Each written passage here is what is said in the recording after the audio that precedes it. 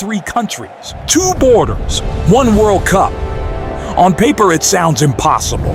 The United States, Canada, and Mexico, three nations with very different histories, very different politics, and very different ideas about football, somehow agreed to share the biggest sporting event on the planet.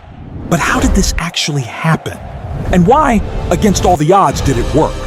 The FIFA World Cup 2026 is the most ambitious football tournament ever staged. 48 teams, 104 matches, 16 stadiums spread across 3 nations and an entire continent. But before the first whistle blew at the iconic Estadio Azteca in Mexico City, there was a story happening behind the scenes. A story full of politics, pressure, hotel lobbies, and a desperate last-minute scramble to save the dream. Let's go back to April 2017. 3 football federation presidents are standing together in New York City, smiling for cameras.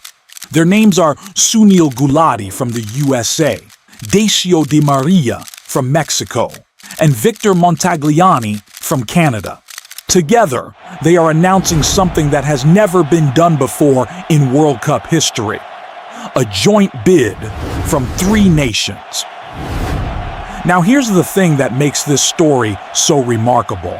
At the exact moment they were standing on that stage, the political relationship between these 3 countries was in serious trouble. The American president was talking about building a wall on the Mexican border. Tariffs were being threatened. A Mexican president had already canceled a trip to Washington, and Canada was caught in the middle of it all.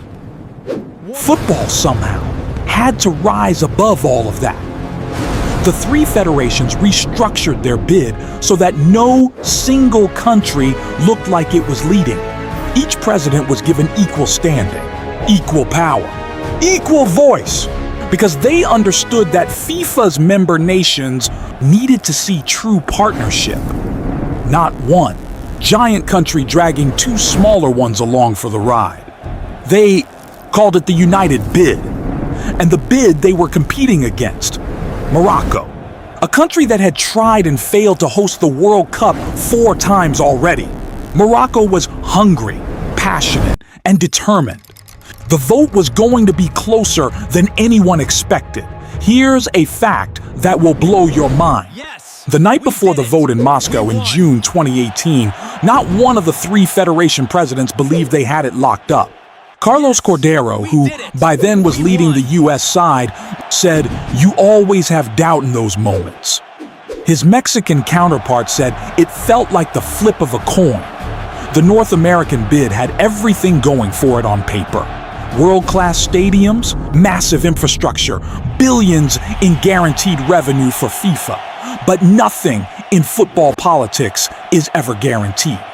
When the votes were counted, the United Bid won 134 to 65, a decisive victory. But in that hotel in London where the 3 presidents had been living together for months, running their campaign, it had never felt that way. And here is another remarkable fact. The USA hosted the World Cup back in 1994, and that tournament still holds the all-time attendance record with nearly 3.5 million fans watching across just 52 games. Mexico had hosted in 1970 and 1986, becoming the first country ever to host twice. With 2026, Mexico becomes the first country in history to host 3 World Cups. What makes this joint World Cup so significant is not just the football.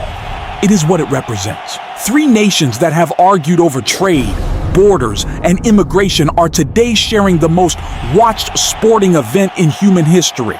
Football has a unique power to do that. To take the things that divide people and, for a few weeks at least, make them feel like they belong to something bigger.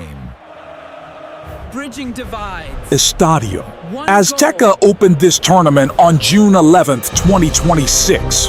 The same ground where Pelé lifted the trophy in 1970, where Maradona scored the hand of God in 1986, and where football's greatest story, continues today. Bridging divides. The secret story behind this World Cup is not really about stadiums or schedules or FIFA votes.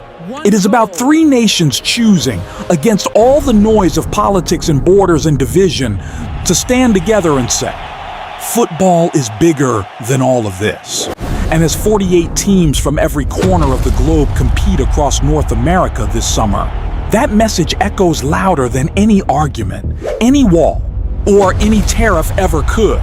If you want to understand everything about World Cup 2026, the new format, the dark horse is the history. Subscribe right now because we are covering every angle of this tournament. Drop a comment below. Which country do you think lifts the trophy on July 19th at MetLife Stadium? Let's debate it.